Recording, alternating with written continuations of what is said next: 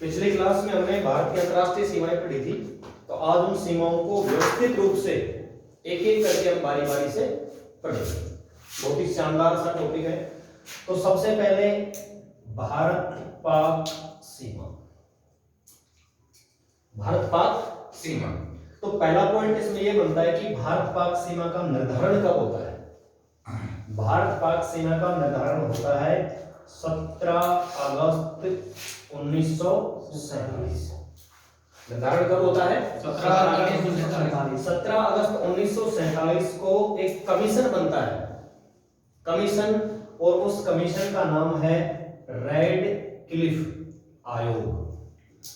कौन सा आयोग बनता है? रेड क्लिफ आयोग। रेड क्लिफ आयोग ने भारत पाक की सीमाओं का निर्धारण किया 17 अगस्त 1947। जैसे ही देश का बंटवारा होता है, बंटवारे के समय पाकिस्तान को दो तरफ हिस्सा दिया गया, एक पश्चिम में और एक पूर्व में। पूर्व में जहां वर्तमान का कौन सा देश है? बांग्लादेश। वर्तमान का बांग्लादेश पहले कभी पाकिस्तान का ही हिस्सा हुआ करता था। 1971 के भारत पाक युद्ध के बाद बांग्लादेश पश्चिमी पाकिस्तान से अलग होकर के एक स्वतंत्र देश के रूप में अलग हो गया। क्लियर है? Yes sir. आगे इसके बाद पाकिस्तान ने 1948 में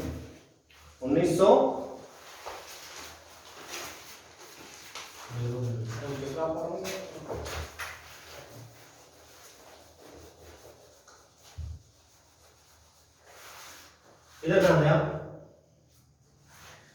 1948 में जम्मू कश्मीर के इस पीओके वाले क्षेत्र पर, कौन से क्षेत्र पर? पीओके, पाक ऑक्यूपाइड कश्मीर। ये पीओके, पाक ऑक्यूपाइड कश्मीर, इसके ऊपर आक्रमण कर दिया। इसके ऊपर जैसे ही आक्रमण किया और एक बड़े क्षेत्र पर वो आगे बढ़ गए। जब तक भारत सरकार यहां सेनाएं भेजती तब तक काफी देर हो चुकी थी, और जब तक सेनाएं यहां पहुंची, पाकिस्तान पहुंच गया कहां पर? यूएनओ में जाकर पाकिस्तान ने कहा कि भाई हम युद्ध विराम की घोषणा करते हैं, हम युद्ध नहीं चाहते। तो कहने का तात्पर्य ये हुआ कि जैसे ही भारत की तरफ से पिटाई शुरू हुई, तुरंत भाग गया कहां? यूएनओ में, और यूएनओ में जाकर के युद्ध विराम की घोषणा करवा दी। भारत के प्रधानमंत्री उस समय कौन थे? नेहरू ने भी यूएनओ की बात मान ली, भाई ठीक है हम भी युद्ध विराम की घोषणा करते हैं। लेकिन कश्मीर का जो विवाद है, ये जो इलाका जिस पर पाकिस्तान की सेनाएं आगे बढ़ी थी, वो भी अब किसके माध्यम से सुलझाया जाए? यूएनओ के माध्यम से। और हम देखते आ रहे हैं कि पिछले 70 साल से तो ये मामला सुलझा नहीं। बार बार ये मुद्दा उठता रहा है पीओके वाला, लेकिन आज तक हल नहीं हुआ। अब इसी दौरान 1 जनवरी 1949 को यूएनओ ने भारत पाक के बीच में एक नई सीमा बना दी, और उस नई सीमा का नाम क्या दिया? एलओसी नाम दिया। एलओसी नाम जिसका तात्पर्य line of control, ceasefire रेखा, नियंत्रण रेखा, या इसको हम कह सकते हैं युद्ध विराम रेखा। यूएनओ ने एलओसी बना दी, पाकिस्तान ने इसे मान्यता भी दे दी, लेकिन भारत ने एलओसी को मान्यता नहीं दी कि भाई हम एलओसी का नहीं मानते। ये जो एलओसी है, ये सिर्फ और सिर्फ कौन से राज्य से लगती है? जम्मू कश्मीर से। इस एलओसी की जो लंबाई है वो 740 किलोमीटर। कितनी है? 740 किलोमीटर है एलओसी। इसके बाद में भारत पाक के बीच और एक विवाद बढ़ता है 1965 में। कब? 1965 में दोनों देशों के बीच युद्ध होता है, और इस युद्ध के दौरान भारत के जो प्रधानमंत्री होते हैं, पीएम कौन होते हैं? शास्त्री जी, लाल बहादुर शास्त्री जी होते हैं। और शास्त्री जी ने भारतीय सेनाओं के हाथ खूब अच्छे से खोले और ऐसा कहा जाता है कि भारतीय सेनाएं कहां तक चली गई थी? लाहौर तक। पाकिस्तान के लाहौर तक पाकिस्तान की सेनाओं को वापस खदेड़ दिया था। अब जैसे ही पाकिस्तान की पिटाई शुरू हुई, पाकिस्तान को लाहौर तक वापस उल्टे पांव भगा दिया गया। अब पाकिस्तान ने फिर दौड़ लगा दी कहां की? यूएनओ की। अब युद्ध विराम की घोषणा करवाई जाए, हम युद्ध नहीं करना चाहते और हमारा जो जीता हुआ जो इलाका है वो वापस दिलाया जाए। लेकिन शास्त्री ने इनकी एक नहीं मानी। इसके बाद में पाकिस्तान ने यूएसए से अपनी गुहार लगाई, अमेरिका से भाई हमारा समझौता करवाओ और जीता हुआ हिस्सा वापस दिलाओ। लेकिन शास्त्री ने उनकी बात भी नहीं मानी। अब अंत में पाकिस्तान दौड़ लगाता है यूएसएसआर। किसकी दौड़ लगाता है? यूएसएसआर का मतलब होता है पूर्व सोवियत संघ, वर्तमान का रूस, या हम रूस कहें या पूर्व सोवियत संघ कहें। अब सोवियत संघ भी उस समय विश्व में महाशक्ति हुआ करता था। सोवियत संघ ने दोनों देशों के नेताओं को अपने यहां बुलाया, वह अपने घर में बुला लिया उनको, इधर से शास्त्री जी और उधर से अयूब खान। 1965 के युद्ध के बाद 10 जनवरी 1966 को, तिथि कौन सी है? 10 जनवरी 1966 को होता है भारत और पाकिस्तान के बीच में एक इंपॉर्टेंट समझौता। कौन सा समझौता? ताशकंद समझौता। वेरी इंपॉर्टेंट चीज है। 10 जनवरी 1966 को ताशकंद समझौता होता है तत्कालीन रूस के ताशकंद शहर में, इसलिए नाम क्या पड़ा? ताशकंद समझौता। और इस समझौते में यह तय हुआ कि भाई भारत अपनी सेनाएं वापस बुलाएगा और जितना इलाका भारतीय सेनाओं ने बढ़त बनाई है, कब्जा किया है, वो वापस लौटाना पड़ेगा। लेकिन ऐसा भी कहा जाता है कि यह समझौता शास्त्री जी को बिल्कुल भी पसंद नहीं था। उन्होंने दबे मन से या बुझे मन से समझौते पर हस्ताक्षर किए थे। आप यूएसएसआर का दबाव कह सकते हो या अन्य कोई कारण हो इसका हो सकता है। और इसी समझौते की रात 10 जनवरी 1966 को ही ताशकंद में ही शास्त्री जी की रहस्यमय कारणों से क्या हो जाती है? मौत हो जाती है। शास्त्री जी की रहस्यमय कारणों से क्या हो जाती है? रूस के ताशकंद शहर में मौत हो जाती है। और उस मौत की गुत्थी भारत की सरकारें आज तक नहीं सुलझा पाती हैं। तो ये भी प्रश्न है कि भारत का एकमात्र प्रधानमंत्री जिसकी मौत कहां होती है? विदेश में। विदेश में भी कहां? रूस के ताशकंद शहर में। और रहस्यमय कारणों से मौत होती है। अब उनके साथ क्या घटित हुआ, क्या घटित नहीं हुआ, ऐसा भी बताते हैं कि उनको हार्ट अटैक आया था, दिल का दौरा पड़ा था। जो भी, हम उस मुद्दे पर और आगे नहीं जाना चाह रहे हैं। नेक्स्ट,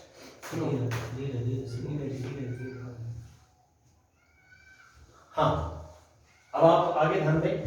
तो 1965 के युद्ध के बाद में कौन सा समझौता होता है? ताशकंद समझौता।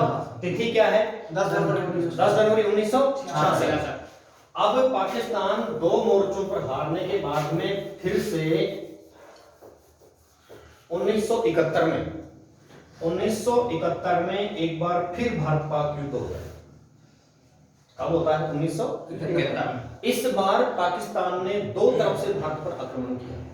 एक तो ये पूर्वी पाकिस्तान जो वर्तमान का बांग्लादेश है, इस तरफ से, और एक जम्मू कश्मीर वाले इलाके की तरफ से, दो तरफ से आक्रमण किया। और इस 1971 के युद्ध की जो कहानी है वो बड़ी ही दिलचस्प और रोचक कहानी क्या है इसकी, कि पाकिस्तान इधर से अटैक कर रहा है, पश्चिम भाग से भी अटैक कर रहा है। और एक और पते की बात कि उस समय कौन? चीन भी खुले रूप में पाकिस्तान के साथ आ जाता है। तो एक प्रकार से भारत तीन तरफ से घिर गया 1971 में। 1971 में तीन तरफ से भारत को घिरा देख करके, और तत्कालीन भारत की प्रधानमंत्री कौन थी? इंदिरा गांधी।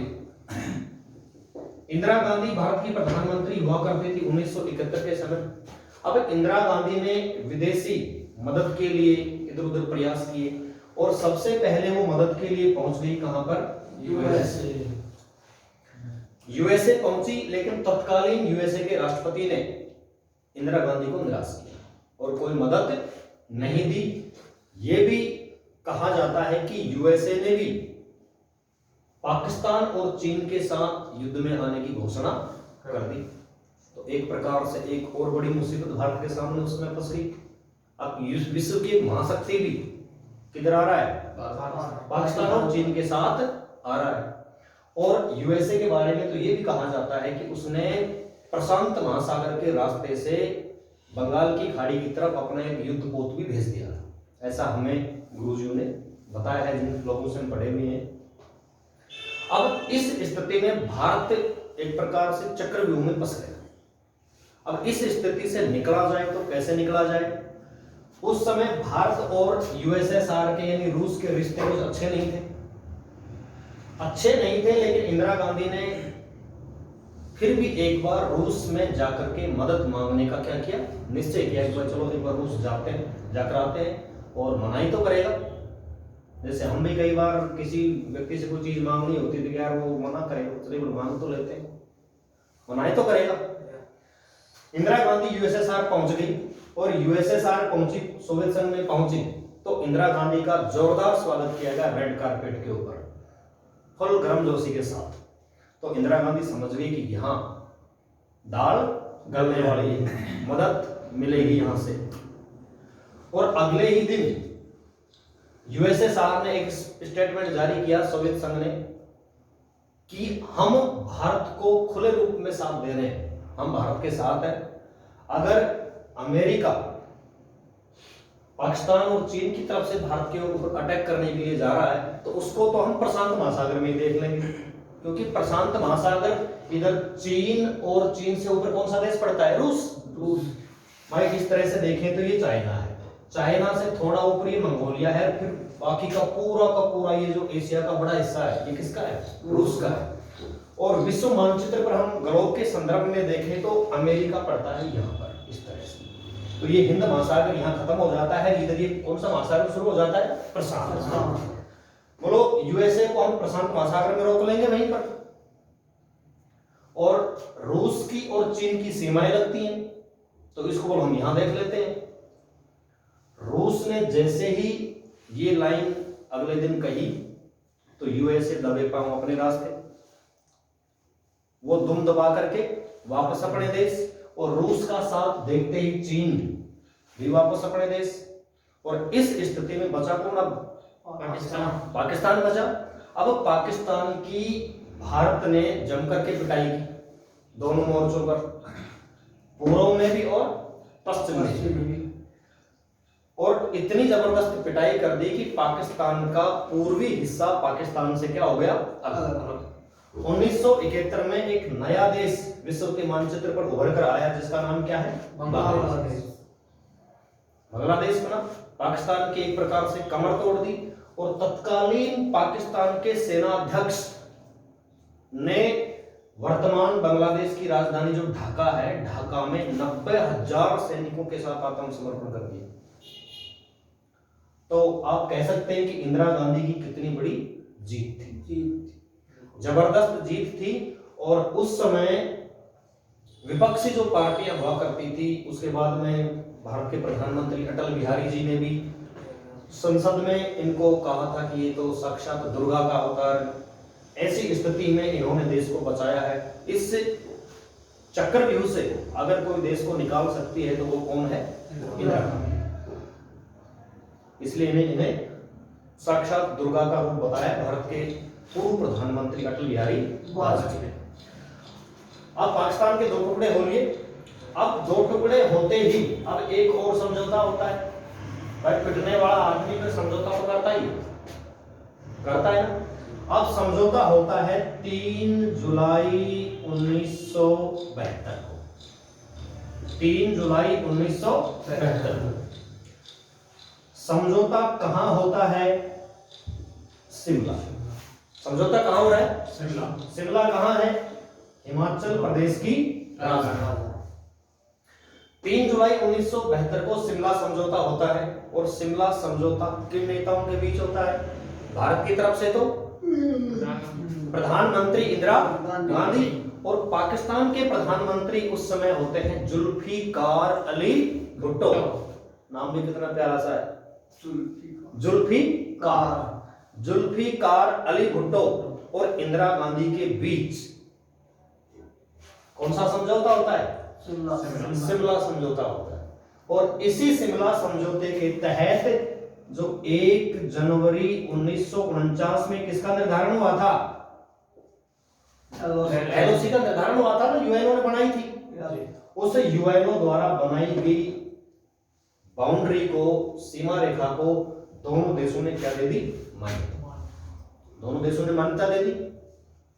साथ ही साथ शिमला समझौते में यह भी शर्त रखी कि जम्मू कश्मीर से संबंधित जो विवाद होगा इसको भारत और पाकिस्तान दोनों मिलकर ही सुलझाएंगे।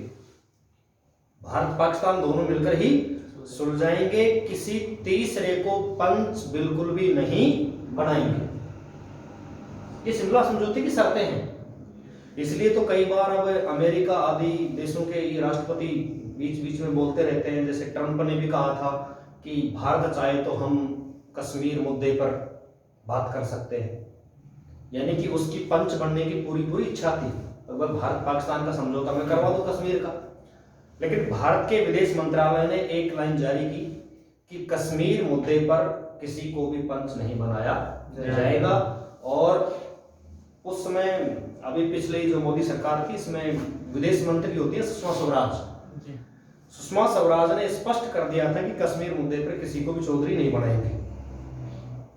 ये दोनों देशों का मुद्दा है, दोनों देश इसे मिलकर क्या करेंगे? हल। और शिमला समझौते में यह शर्त थी कि अगर पाकिस्तान अपनी तरफ से एलओसी का उल्लंघन करता है, अपनी तरफ से पहले गोली चलाता है,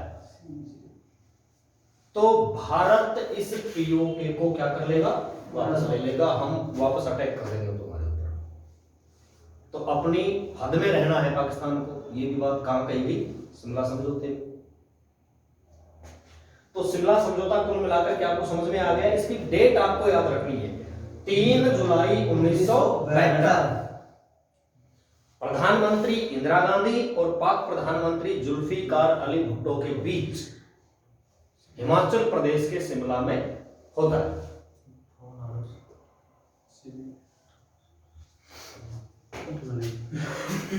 नेक्स्ट,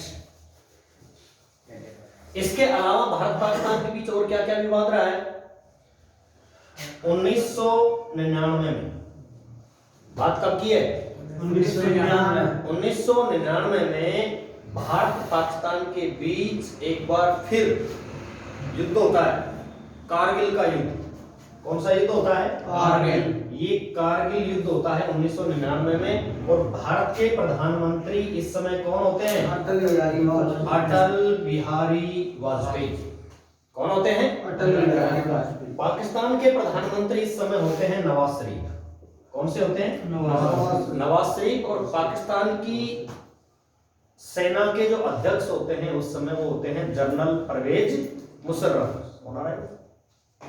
जनरल परवेज मुशर्रफ होते हैं। उन्होंने तख्ता पलट करके पाकिस्तान में सेना शासन लगा करके और पाकिस्तान का राष्ट्रपति बन गया कौन? जनरल परवेज मुशर्रफ। और नवाज शरीफ को उठा करके डाल दिया जेल में डाल दिया।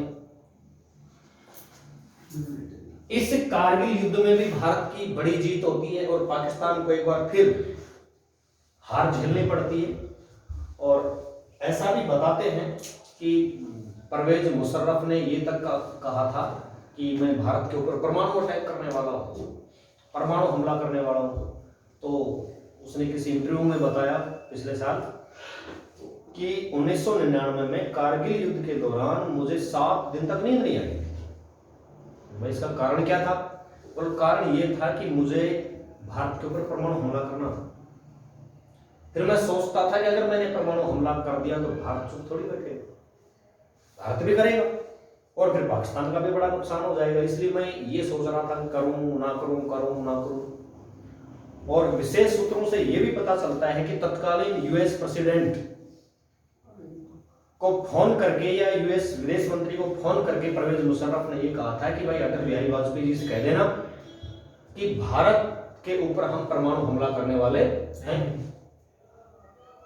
अटल बिहारी जी उस समय प्रधानमंत्री थे, तो अटल बिहारी जी ने उनको ये कहा, जो भी उनके पास फोन आया, अकबर मैंने तो मान लिया है कि भारत के किसी एक हिस्से को खत्म होना ही है, लेकिन जैसे जैसे सुबह होगी पूरी दुनिया के मानचित्र से एक देश गायब मिलेगा, और वो देश कौन सा होगा? पाकिस्तान होगा। वो बात उसने उसके जरिए वहां पहुंचाई होगी, फिर वो और पक्का समझ गया होगा कि अब तो दाल बिल्कुल भी नहीं करने वाले, इसलिए 7 दिन नींद नहीं आई थी उसको बेचारे। इसके बाद में भारत पाक के बीच नदी जल विवाद होता है। कौन सा विवाद होता है? नदी जल विवाद। नदी जल विवाद में सिंधु नदी और उसकी सहायक नदियों के पानी को लेकर के पाकिस्तान बार बार ये ऑब्जेक्शन करता है कि भारत हमारे हिस्से का पानी यूज कर रहा है। हिमाचल प्रदेश, उत्तराखंड या हिमालयी क्षेत्र में भारत नदियों के ऊपर बड़े बड़े बांध बना रहा है, जिससे किसको खतरा है? पाकिस्तान को, क्योंकि कभी भी आपात स्थिति में उन बांधों के गेट खोलते तो पूरा पाकिस्तान अरब सागर की तरफ चला जाए, और उसकी चिंता भी जायज है। कई बार उसने यूएनओ में भी शिकायत की पाकिस्तान ने, अगर नदियों पर बांध बना रहा है भारत, ऊंचे बांध बना रहा है निर्धारित मापदंडों से, इसकी जांच की जाए, सुनवाई की जाए हमारी। तो यूएनओ ने कई बार अपने प्रतिनिधि भारत भेजे और बांधों की क्या करवाई? जांच करवाई। लेकिन आप जानते हैं भारत में होता क्या है, काले वाले अंगूर पहले रखते हैं तैयार, प्रैक्टिकल में होता था ना सर। प्रैक्टिकल में जो एग्जामिनर आता है नंबर लेने के लिए ड्राई फ्रूट्स और काले अंगूर सजा कर रखते हैं, और ऐसा रखते हैं। तो यूएनओ ने भी जाकर स्टेटमेंट दे दिए भारत में जो बांध बनाए हैं वो बिल्कुल सही है, उनमें कहीं कोई गड़बड़ नहीं है। तो वो मामला भी क्या हो गया? रफा दफा। तो आप एक ये भी चीज ध्यान रख लेंगे कि सिंधु और उसके सहायक नदियों के पानी को लेकर के भारत पाक के बीच विवाद रहा है। और 19 सितंबर, बात कब की है? 19 सितंबर 1960 को, ध्यान रखना है, विश्व बैंक इसकी मदद से, विश्व बैंक की मदद से सिंधु नदी जल समझौता होता है। दोबारा सुने ध्यान से, 19 सितंबर 1960 विश्व बैंक की मदद से भारत पाक के बीच सिंधु नदी जल समझौता होता है। क्लियर है? इसके बाद में एक लास्ट चीज और आती है। 1984 में भारतीय सेना ने एक अभियान चलाया, ऑपरेशन मेघदूत। ऑपरेशन मेघदूत चलाया, क्योंकि पाकिस्तान के कुछ घुसपैठिए सियाचिन ग्लेशियर पर आकर के बैठ गए थे। तो भारतीय सेनाओं ने उनको खत्म करने के लिए, खदेड़ने के लिए एक अभियान चलाया, जिस अभियान का नाम क्या था? ऑपरेशन मेघदूत। क्लियर है? एक लास्ट विवाद भारत पाक के बीच, ये जो गुजरात वाला जो इलाका है, यहां कच्छ की खाड़ी है, कच्छ का रण है, और यहां पर 24 डिग्री उत्तरी अक्षांश गुजरती है यहां से। तो पाकिस्तान कहता है कि 24 डिग्री उत्तरी अक्षांश को सीमा माना जाए, क्योंकि पाकिस्तान को यह लगता है कि यहां पर बहुत सारे खनिज और पेट्रोलियम के भंडार हैं, जबकि भारत 24 डिग्री अक्षांश रेखा को सीमा मानने से क्या करता है? इनकार ये करता है। तो इस प्रकार ये थे भारत पाक